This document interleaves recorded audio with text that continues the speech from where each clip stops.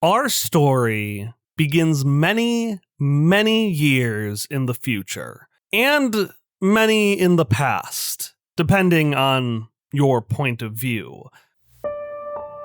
In the grand city of Charmande, guarding the south entrance atop the massive golden staircase, are two statues that stand as some of the few monuments not devoted to Queen Armalu herself.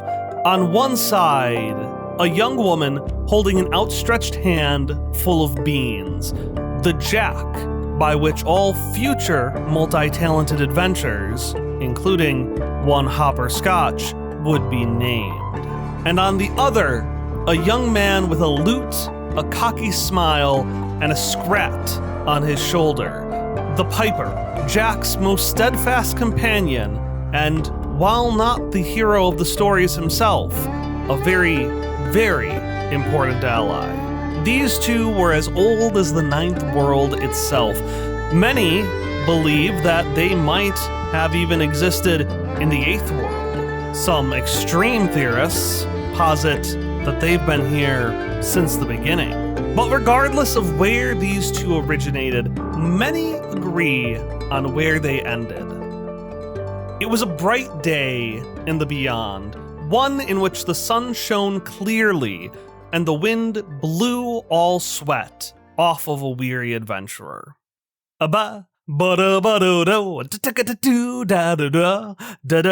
Piper, a frustrated Jack turned to a beaming Piper who was playing on his lute. I've told you multiple times, I am just too tired right now. You're too tired? Without missing a beat, Piper responded, not really listening to Jack's words. I mean, that's why I play this song, right? To keep our marching beats. If it's a ba, you know, that's a pretty common move, but if I go a ba, then we're going fast, all right? You just gotta tell me what beat to match your feet. You get it?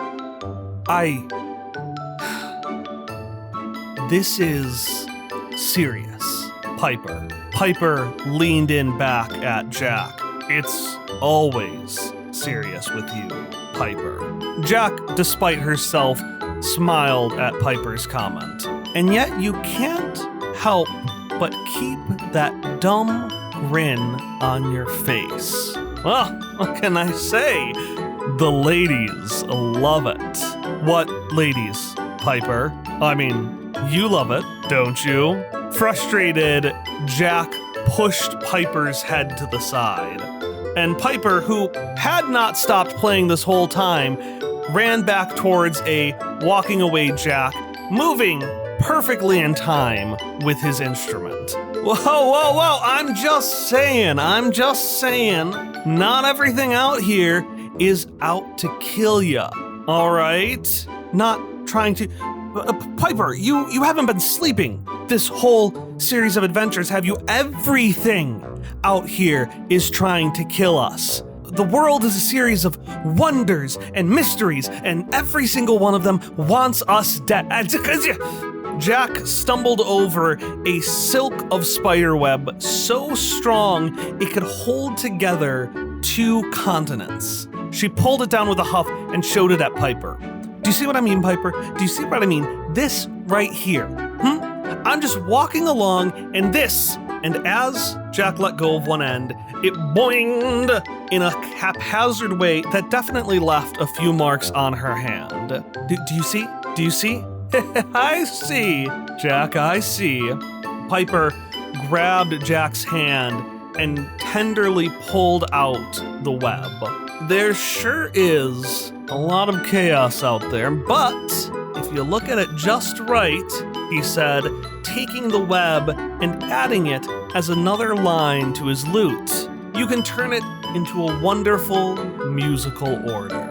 Jack hated to admit it, but she was impressed. But again, she hated to admit it. So instead, she masked her wonder with anger. Okay, Piper, I just don't get it, okay?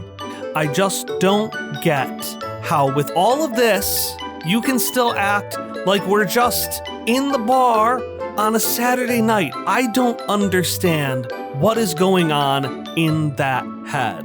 Piper infuriatingly laughed and, as always, deflected the comment back. Well, maybe that's because your head is the one that is inscrutable, my Jack.